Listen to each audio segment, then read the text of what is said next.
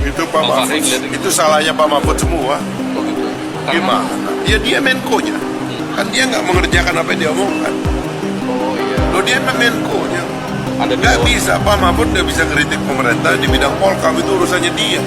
Loh, bukan dong, kalau dia mau, kan saya bilang tadi awal, kalau dia mau, saya keluar dari kabinet Pak Jokowi karena kabinet ini brengsek.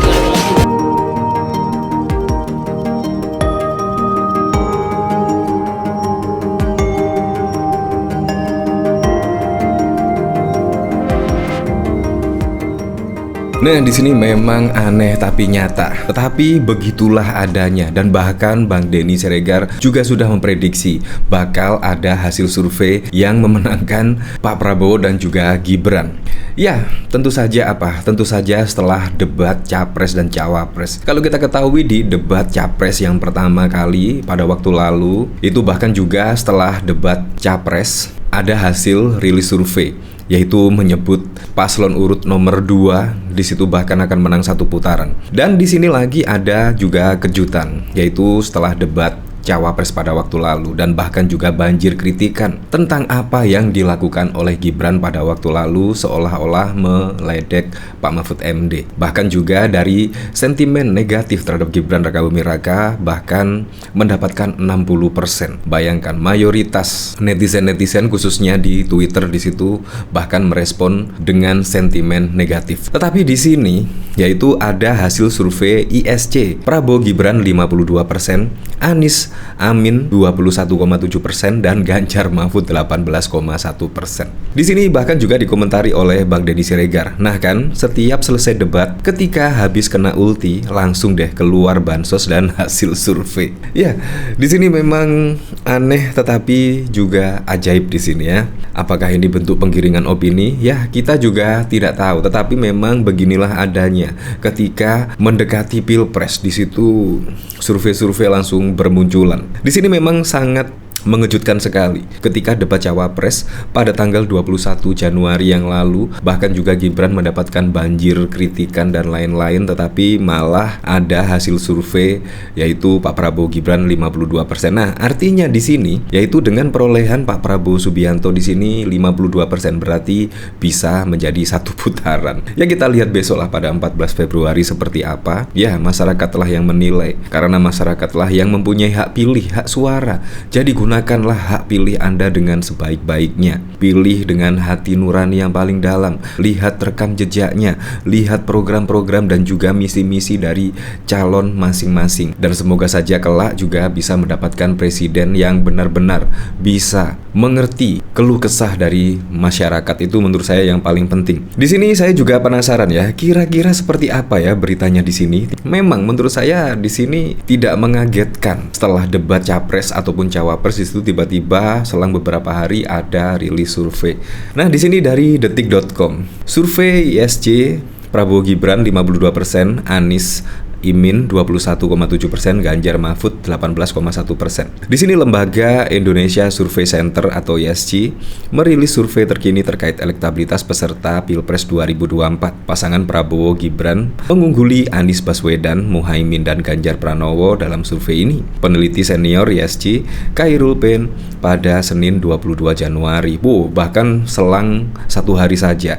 Di sini menjelaskan kriteria responden survei, yakni mereka yang berusia 17 tahun ke atas dan memiliki KTP dan menikah. Jumlah sampel sebanyak 1.670. Di sini seberan sampel dalam survei ini yakni di 34 provinsi, margin of error 2,4% dengan tingkat kepercayaan 95%. Waktu pengumpulan data 11 hingga 19 Januari atau setelah debat ketiga Pilpres. Nah, di sini bahkan hasilnya yaitu Prabowo Gibran 52%, Anies Caimin 21%, Ganjar Mahfud MD 18,1%, tidak tahu atau tidak menjawab 8,2%. Di sini bahkan juga pasangan Anies dan juga Muhaimin Iskandar di sini bahkan menyalip pasangan Ganjar dan Mahfud, yaitu Caimin mendapatkan 21,7%, sedangkan Ganjar Mahfud 18,1%. Ya seperti itulah. Nah bahkan yang cukup mengejutkan sekali, yaitu kalau kita ketahui pada debat Cawapres, menurut saya ya di situ bukan Menko Polhukam, bukan yang lain-lain. Di situ adalah capres, calon presiden di situ. Jadi berhak lah mengkritik apapun kalau menurut saya. Di sini malah dikomentari Fahri Hamzah, yaitu bahkan menyebut Pak Mahfud MD sebaiknya mundur. Jadi ini udah kacau dari awal konsep. Di dalam itu ada pembahasan yang menarik itu Bang, soal ada aparat penegak hukum, pejabat yang memberikan backup kepada tambang ilegal gitu Bang. Itu Pak Mahfud, itu salahnya Pak Mahfud semua. Oh gitu. Gimana? Ya dia Menko-nya. Kan dia nggak mengerjakan apa yang dia omongkan. Oh iya. Loh dia Menko-nya. Ada Nggak bisa, Pak Mahfud nggak bisa ngeritik pemerintah di bidang Polkam, itu urusannya dia. Loh, enggak dong. Kalau dia mau, kan saya bilang dari awal, kalau dia mau, saya keluar dari kabinet Pak Jokowi karena kabinet ini brengsek. Saya mau menegakkan hukum, tapi saya dihambat oleh presiden. Ngomong gitu dong. Oh, lihat dong. Nah, jadi di situ bahkan ada tantangan dari Fahri Hamzah, yaitu untuk menyebut Pak Mahfud MD untuk mundur karena mengkritik dari pemerintahan yang sekarang. Ya, menurut saya kritikan sah-sah saja lah, kritikan sah-sah saja. Apalagi dari Perpres Presiden Joko Widodo pada waktu lalu juga tidak mewajibkan, yaitu menteri untuk mundur, kepala daerah mundur. Jadi di sini menurut saya sah-sah saja. Misalkan kritik saja. Bahkan juga dari Nasdem pada waktu lalu juga ketika mendeklarasikan Anies Baswedan, di situ bahkan juga tidak menarik menteri-menterinya dan bahkan juga yang lain-lain. Jadi kenapa harus menyuruh mundur Pak Mahfud MD? Menurut saya kritikan di sini adalah vitamin, apalagi juga dari Menko Polhukam misalnya. Menurut saya juga tidak masalah lah. Di sini memang posisinya sebagai calon presiden. Kalau misalkan Pak Mahfud MD kelak menjadi wakil presiden pada Pilpres 2024, pasti akan dilaksanakan semua yang dikritik-kritik pada saat debat nanti. Makanya sekali-sekali percayakanlah di situ Pak Mahfud MD untuk menang lah minimal satu putaran, biar bisa membuktikan kata-kata dari Pak Mahfud MD. Bukannya malah disuruh mundur. Menurut saya juga lucu sekali. Kalau misalkan Pak Mahfud mundur, seharusnya juga yang lain-lain juga mundur. Seperti Erick Thohir misalnya juga mundur, Pak Prabowo Subianto juga mundur. Seharusnya semuanya dipukul rata lah, seharusnya mundur. Masa debat Cawapres, masa harus setuju dengan kebijakan-kebijakan dari Presiden Joko Widodo kalau belum memutuskan keluar? Kan tidak perlu menurut saya. Nah di sini saya juga penasaran, kira-kira komentar-komentar dari para netizen seperti apa ya di sini? Iya cuy, bener, sayang sekali prediksi Anda lemah dalam urusan bola bang. Loh justru sangat kuat, pilih kebalikannya. Di sini Jaksa Agung wanti-wanti anak buah, tak boleh flexing. Di sini dari David Wijaya, tukang survei, mandi cuan dong bang. Di sini dari John, skenario nya terbaca dengan sangat mudahnya ya bang. Bisa dibilang skenario recehan ya bang. Bansos jalan ninja. Kejagung lakukan penggeledahan terkait kasus emas dan timah. Di sini dari Sang Baurekso, dari dulu pasca debat juga rilis survei bro. Framingmu udah usang untuk milenial dan Gen Z. Kalau untuk pendukung 03 sih masih jadi panduan tweetmu.